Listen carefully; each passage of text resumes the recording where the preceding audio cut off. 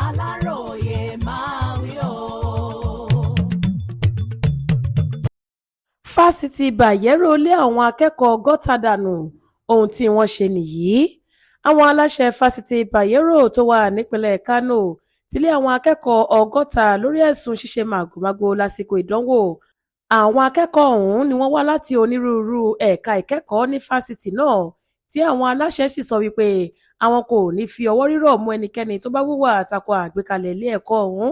Níbi ìpàdé kan tí àwọn aláṣẹ fásitì yìí ṣe níbẹ̀rẹ̀ oṣù yìí ni wọ́n ti ṣàgbéyẹ̀wò onírúurú àkọsílẹ̀ àti àbá tí ìgbìmọ̀ tó ń ṣètò ìjìyà tó tọ́ sí akẹ́kọ̀ọ́ tó bá tasẹ̀ àgẹ̀rẹ̀ sófin. Nígbà tí wọ́n gbé àbọ̀ ìpàdé náà jáde, wọ́n kéde nínú bùlẹ́tíìnì ọlọ́sẹ̀ẹ̀sẹ̀ ilé ẹ̀kọ́ yìí wípé àwọn akẹ́kọ̀ọ́ yìí jẹ̀bi onírúurú ẹ̀sùn tí wọ́n fi kàn wọ́n.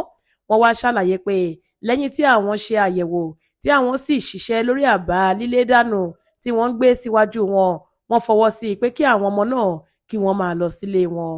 Àwọn aláṣẹ fásitì yìí wá kìlọ̀ wípé ẹ̀ṣẹ̀ tó lágbára ni ẹ̀ṣẹ̀ ṣíṣe màgòmágó nínú ìdánwò, bẹ́ẹ̀ ni ìjìyà tó lágbára wà fún ẹni tó bá san irú aṣọ bẹ́ẹ̀ ṣòro nílé ẹ̀kọ́ wọn. Wọ́n ní àwọn kò ní kùnà rárá o lórí akitiyan àwọn láti rí wípé àráyé dá fásitì náà mọ̀ fún ìwà òótọ́ àti ẹ̀rí ọkàn tó dájú.